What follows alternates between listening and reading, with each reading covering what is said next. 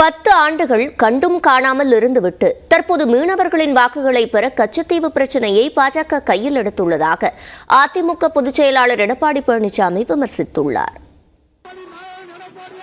ராமநாதபுரம் தொகுதி அதிமுக வேட்பாளர் ஜெயபெருமாளை ஆதரித்து அரண்மனை பகுதியில் நடைபெற்ற தேர்தல் பிரச்சார பொதுக்கூட்டத்தில் அதிமுக பொதுச் செயலாளர் எடப்பாடி பழனிசாமி கலந்து கொண்டு பேசினார்.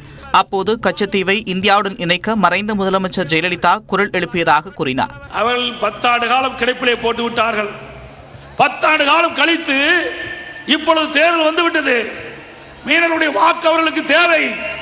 அதற்காக பாரதிய ஜனதா கட்சி சேர்ந்தவர்கள் இன்றைய தினம் கச்சத்தீவை ஒரு பிரச்சனையாக எடுத்துக்கொண்டு பேசிக் கொண்டிருக்கின்றார்கள்.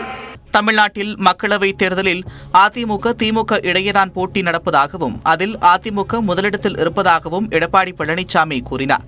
இதனைத் தொடர்ந்து சிவகங்கை அதிமுக வேட்பாளர் சேவியர் தாஸை ஆதரித்து காரைக்குடியில் நடைபெற்ற பிரச்சார பொதுக்கூட்டத்தில் பேசிய எடப்பாடி பழனிசாமி, எதிர்க்கட்சித் தலைவராக இருந்தபோது ஸ்டாலின் ஊர் ஊராக சென்று பெட்டி வைத்து மக்களிடம் பெற்ற மனுக்களின் நிலை என்ன என்று கேட்டார். பத்திரமா கொண்டு வீட்டில் வச்சுட்டு ஆட்சிக்கு வந்த பிறகு இந்த பெட்டியை பூட்டை திறந்து பெட்டியை திறந்து மனுவை படிச்சு உங்களை பிரச்சனை தீர்க்கணும்னு சொன்னார். ஆட்சி வந்துடுது. சாவி தொலைஞ்சு போச்சு என்னமோ தெரியல, பொட்டியே காணாது போச்சு என்னமோ தெரியல. இந்த மனுலாம் என்னாச்சு ஏங்க? இந்த மனுலாம் என்னாச்சு? மத்திய அரசு நிதி கொடுக்கவில்லை என்று ஸ்டாலின் பேசி வருவதாக கூறிய எடப்பாடி பழனிசாமி, மத்திய அரசு எப்போது நிதி கொடுத்துள்ளது என்றும் விமர்சித்தார். மேலும் மத்திய அரசு நிதி கொடுக்கவில்லை என்றால் மாநில அரசு நிதியிலிருந்துதான் செலவழிக்க வேண்டும் என்றும் மாநில அரசை மக்கள்தானே தேர்வு செய்திருக்கின்றனர் என்றும் பேசினார்.